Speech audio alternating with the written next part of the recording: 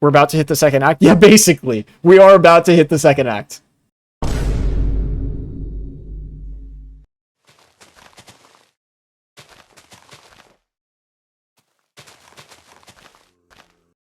I guess now might be a good time to talk about something that I do have a link for. Or I guess something else political, since I'm just placing blocks. I kind of already know what ideas I want to execute here.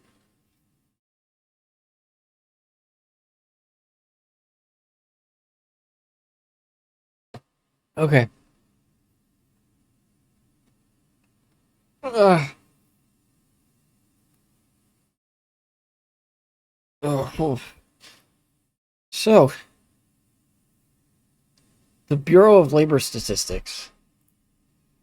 Um, the issue in the Bureau of Labor Statistics actually gets to an entire, like, I'm actually turn this down to like 20, negative 28. There we go. The issue in the Bureau of Labor Statistics actually gets to something a lot broader, but I don't know how, like,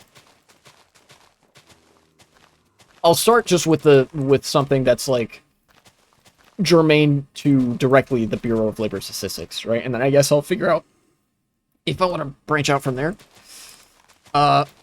Recently, I think I talked about this on another stream, the job report numbers, the jobs numbers from the past couple of months came out, and they didn't look good for the Trump administration. El Bozo, right?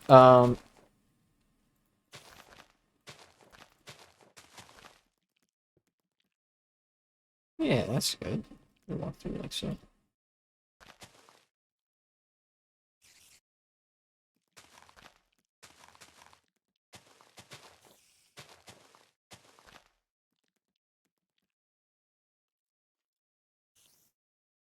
No, maybe don't do that. Maybe just have a opening like so.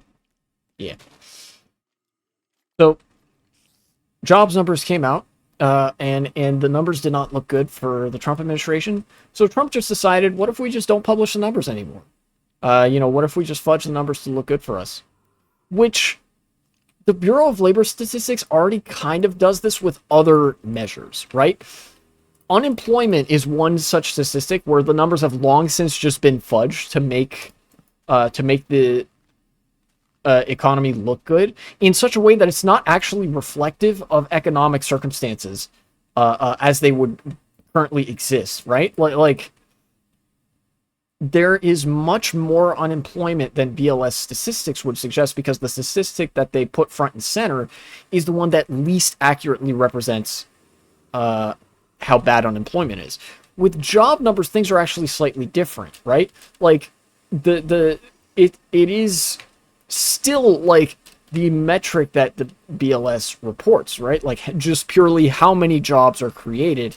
That up front doesn't tell you that much about like the quality of jobs and whether it's like one person's going to work two of those jobs, like whether it be that kind of job or whether it's something that would provide a meaningful boost to economic activity, whether it's like a job that pertains to the real economy or the fake economy, right? Those are all issues with BLS stats. But Trump decided, what if we just don't report the numbers at all? Which is so obviously designed to just like puff up whatever numbers they put out to make him look good, right? Like they're not going to. I think the new director of the Bureau of Labor Statistics, or the new chief, who looks a little bit like Caleb Maupin, by the way, which is kind of crazy, decided, what if we just stopped? We're just going to suspend monthly. We're just going to suspend monthly jobs reports, right? Like until further notice, we're just not going to report job numbers on a monthly basis, but rather on a quarterly basis. And that, of course, gives them more time to put some pressure on internal personnel and internal like procedures and decision-making processes and whatever to make the numbers artificially look better. You know? Basically, the statistics coming out of the Bureau of Labor Statistics are going to start being less and less meaningful as time goes on. And there, it's like there's more and more and more of a divorce from the institutions of government and the institutions of capital, institutions of wealth, and like the actual state of the world that they're meant to inform you about. Inform being in pretty heavy air quotes, you know? Um, I think, like, honestly, I think the fact that the Bureau of Labor Statistics is undergoing this change speaks to a lack of need to like care as much about actually maintaining consensus. Does that make sense?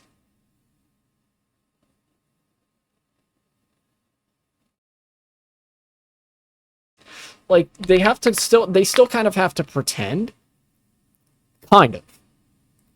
But there was sort of an earnestness to the reporting of such statistics in a as accurate a manner as you could find.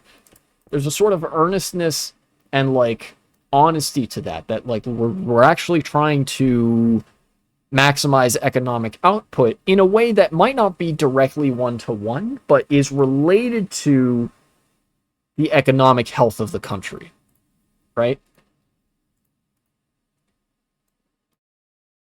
Mostly in this respect, it's still mostly for business owners, but nonetheless, like, I don't know. It speaks to a degree. It speaks to actually like a degree of the consolidation of power, institutional power, and state power that in some ways could actually be bad for business. The BLS statistics are actually a tool that is relied on by a lot of businesses to actually make decisions about investing and about hiring and about other sorts of stuff, right? They use it as a general barometer for like where the economy is in terms of its health, right? Like particularly with regards to the labor market, which has an insidious tone to it that like effectively they refer to it to gauge just how little they can get away with paying people, how much or little bargaining power do workers have, um, you know? But nonetheless, it guides very important economic decisions being made, some of which actually being on a much more humanely rational basis. For example, imports and exports. How much of this product do we import or export so that we can keep ourselves afloat, so we can keep importing and exporting this product, right? Thinking about with grocers, you know, food distribution, despite all the monopolization that's happening, you know? It creates more economic uncertainty in a way that is obviously going to be much harder for smaller players, smaller economic actors to weather, right? Like it's going to be harder for those kinds of stores to withstand like the Bureau of Labor Statistics no longer reporting accurate job numbers and no longer reporting accurate indications of how healthy the labor market is at present. And it's going to enable more consolidation. This is not the only thing that is going to enable this or result in this process, but it is nonetheless a contributing factor. Another contributing factor would be the tariffs. Again, you know, regardless of the effect, they induce uncertainty above all else. And that uncertainty is bad for business, particularly businesses that aren't huge, which enables the businesses that are huge to weather the storm a lot better so that they come out of the other side. The smaller businesses don't. More consolidation happens, more monopolization happens. You get the idea, right? It's sort of the natural progression of capitalist political economy.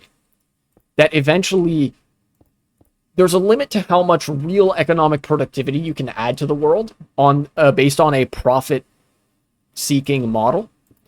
So eventually it just becomes about consolidation of existing productive forces or the consolidation of existing like profit-making forces, right? Which necessitates the destruction of a lot of productive capacity, right? In the short term, for the consolidation of it and enshittification of it in the long term. Remember, it's like a different version of the hostile takeovers and shit that were all happening in the 1980s. That's effectively what this is now. It's just being, instead of it being done entirely within the boardroom, the state is literally remolding itself and remolding society and remolding like all of the tools of fact finding and data collection to enable this process of consolidation of power and wealth, right?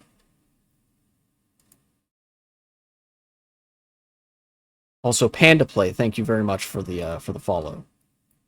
Panda Play underscore S. Sorry, but got to use your full name there.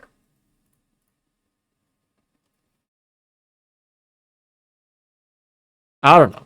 So the Bureau of Labor Statistics wasn't the greatest. So I mean, well, actually, literally was the greatest source. It wasn't a flawless source of information with regards to metrics of economic health before. Certainly had its flaws, but it's definitely going to get a lot worse now that the Trump administration is sort of staffing it with cronies who will report numbers that will puff up the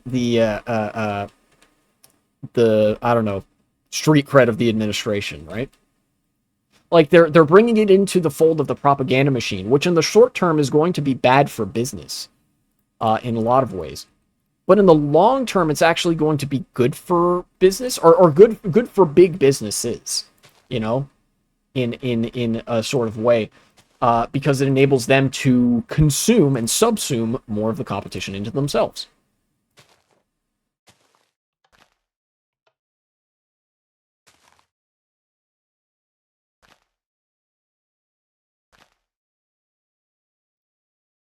Hopefully that makes sense.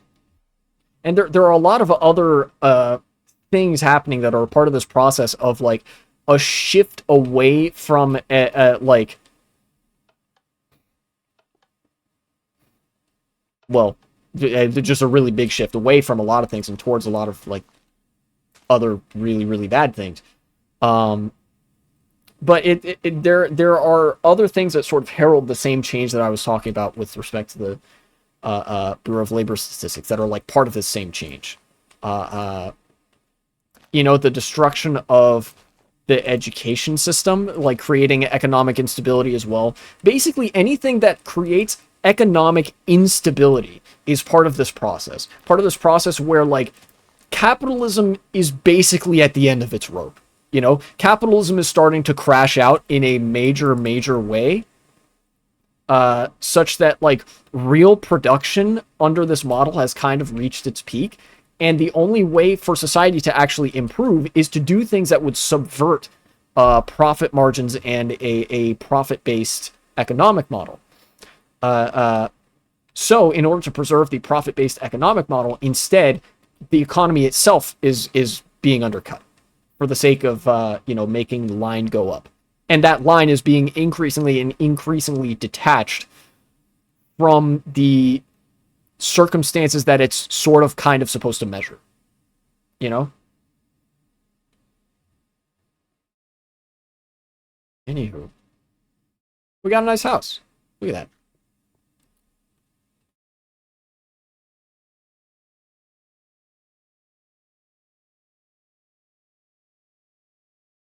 Get rid of all these.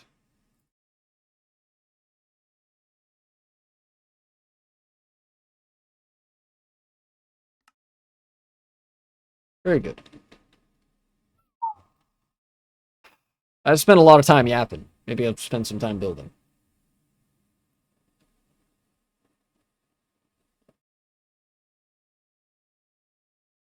Now, I actually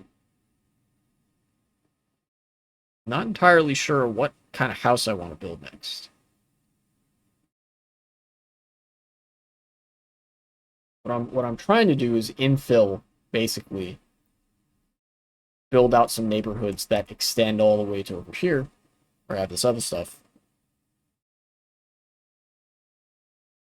Also, I need to look into like backing up this Minecraft world so that I can keep it for forever. You know.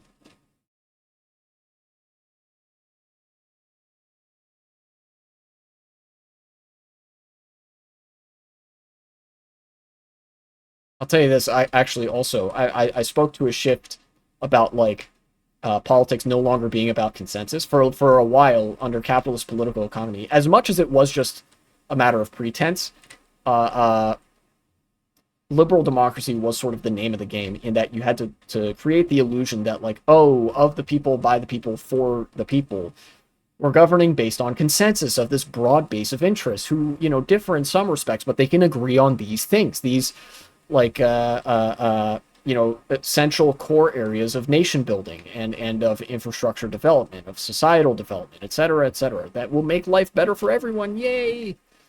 That's starting to sort of break down because of how widely varied and different those sets of interests are becoming, and how it's kind of like they're no longer compatible with each other. There are a lot of different, just as an example, the interests of capital are incompatible with the interests of, the left and the well-educated. The interests of making society more stable for everybody, more sustainable for everybody, and better for everybody, generally the objective of the well-educated people who believe in something and care about society, not compatible with the vision of large property owners, that their portfolio line should go up, and that is literally irreconcilable. Anything that you can do to serve one set of those interests necessarily undercuts the other set of those interests. Likewise, both of these sets of interests are in some ways incompatible with the interests of the far right, with the reactionary mass of, like, incels, right? Their interest is to make society worse for everybody out of spite for basically women and minorities. They want to kill women and minorities, essentially, and strip away their rights, in one way, this is good for business. It enables, the wealthy to pay them less. It enables consolidation of wealth upwards. That's good for business. However, and obviously this is incompatible with the interests of, like, the left and well-educated people who want to make society better, but it's also incompatible with the interests of business, because the anti-immigrant sentiment and the anti-feminist sentiment of the incel sort of bloc is actually so severe as to deprive a large part of the labor force from these big economic magnates that are their own sets of interests. So that is also incompatible with the business interests. When you get to such a degree of polarization that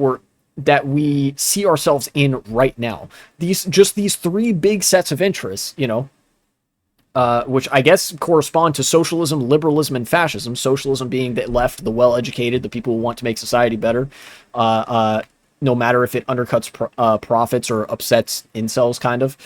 The incels being fascists, and the business magnates being the liberals.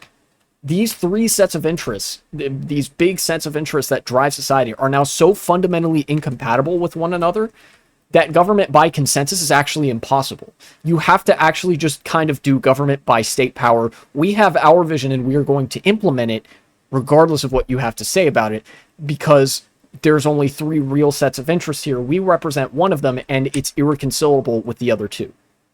Right? Right now, the liberals are in power. Even where the far right is in power, the liberals are in power. And that means the business interests, which means that the state and state power and institutional power is going to start consolidating around said business interests. The surveillance crackdowns, like the fucking AI like algorithm that's going to screen your fucking YouTube account to determine whether you're underage or whatever, that, all of the age verification shit that's going to demand your identification online, all the ways in which your phone listens to you, like all the ways in which we're losing our rights, that is all being done so that you can be served targeted advertisement, so that more money, more profit can be extracted out of you, out of existing resources, out of existing persons and places and whatever, so that line can go up. But that's also, like, profoundly unpopular. The incels don't like that, like, at all. And the left obviously doesn't like that at all. So government by consensus would actually mean that you can't advance that set of interests. You would have to not do that. Basically, government by consensus means nothing ever happens. In order for something to happen, you actually have to break the rule of governing by consensus. Assuming this general principle where these interests are becoming so polarized that they're now fundamentally incompatible with each other. Does that make sense? So you'll see governments increasingly doing these objectively, like, unpopular, rancidly unpopular things around censorship, around restriction of the use of the internet, around like the consolidation of state power. Hell, even with Visa and MasterCard, like fucking cracking down on NSFW content. This is all sort of a shift away from pretend democracy, even pretending that there's democracy, and a shift back towards, like, I don't know, kind of an earlier model of authoritarianism where, you know, I mean, not to sound like it's a thought-terminating cliche or whatever, but it does seem like in some ways we are, there are some approximations of the world of 1984 that are unfolding in front of us, right? Like consensus and popular support exists until it doesn't. And if it ceases to exist in such a way that it's like impossible to rebuild it, or would take a super long time to rebuild, then one set of interests is just going to start asserting itself.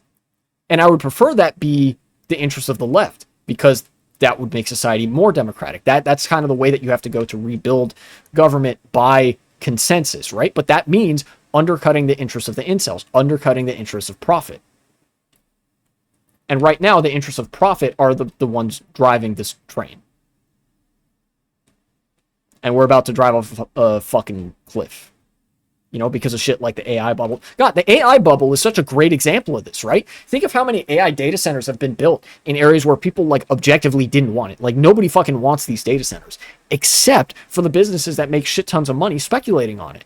And like, I don't know, mining Bitcoin or whatever. You know? And so instead of actually listening to people or putting up the pretense of listening to people, what they're starting to do is just crack down on all opposing sentiment with the force of the state.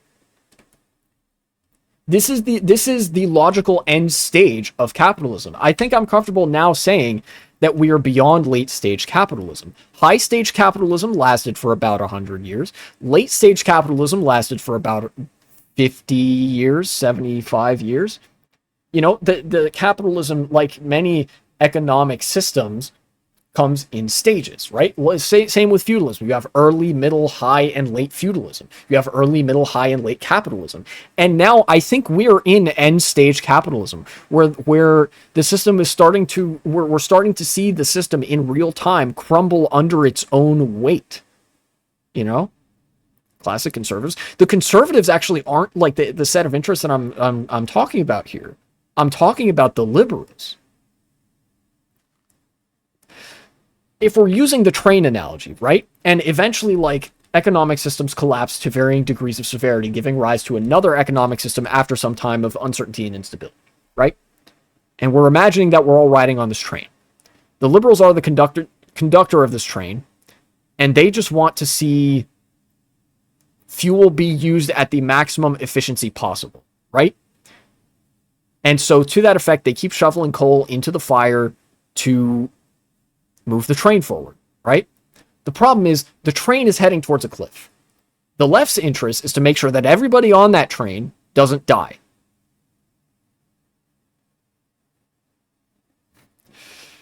So the left is trying to get the liberals to stop shoveling coal into the train, right?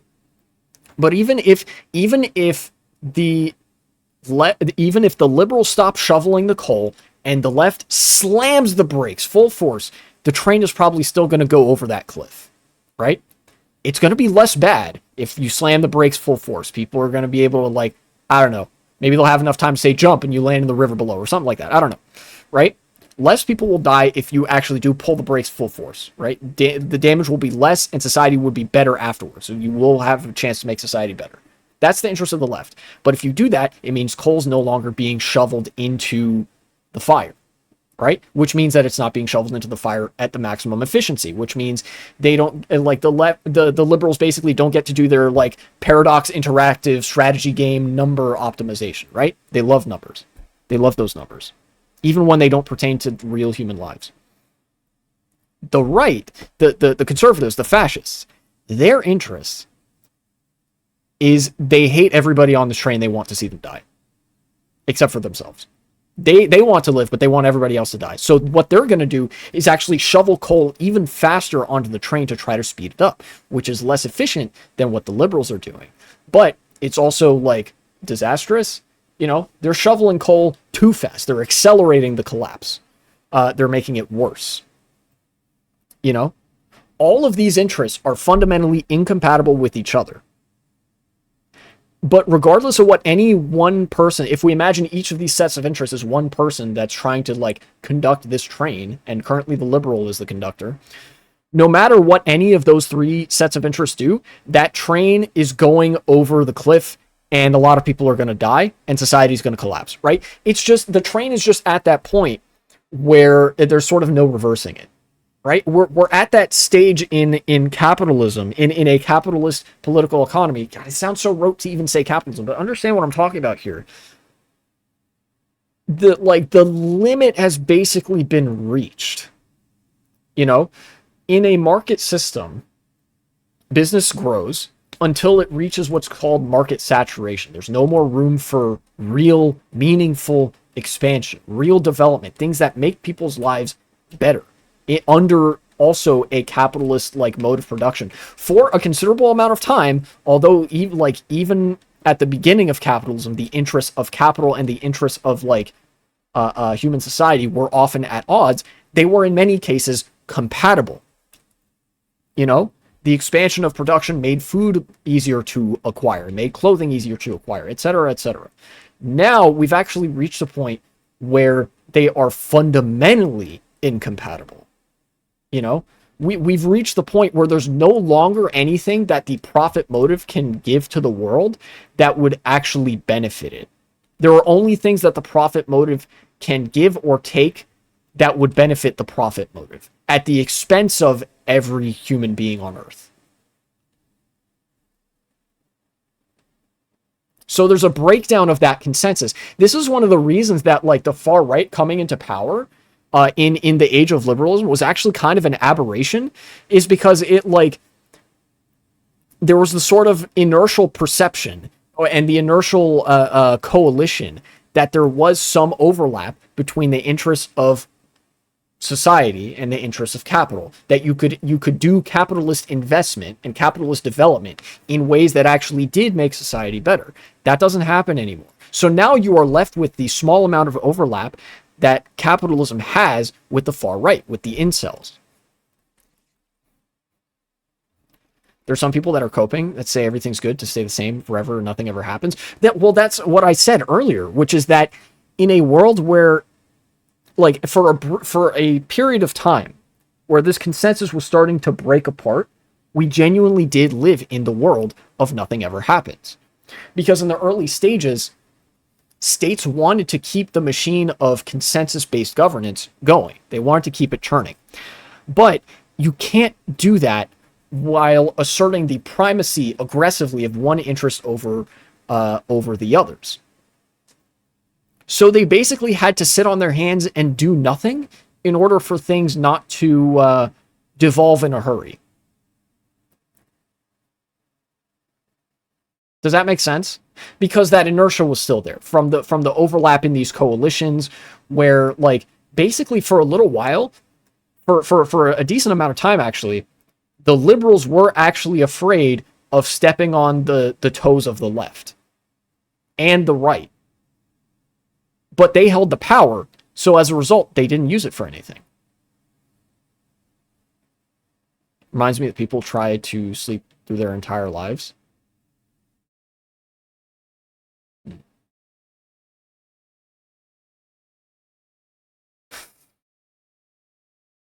Yeah, this is like, unironically, this is a fundamental breakdown of I think this is a fundamental breakdown of like 20th and 21st century politics. And it's going to, the politics that we're about to see are going to much more greatly resemble the politics of the 16th century and earlier as it pertains to the state. You know? Decisions will no longer be made with any semblance of like popular will or consensus in mind, because that's just not compatible with statecraft anymore. Because like the state exists to serve the interests of capital, or rather to serve its own interests, which often overlap with capital, right?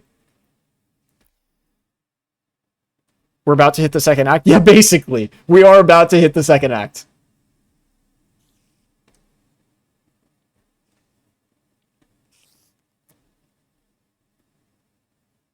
Essentially, if what I've said is like going over your head, don't worry about it. What I'm effectively trying to communicate is that, like, as I see it, there are a lot of things that led to the world getting better in the 20th and 21st, like a little bit of the 21st century, that are no longer present, that are going to lead to societal decay. Basically, we're going to get cyberpunk, I think. And I think that most people will probably understand that.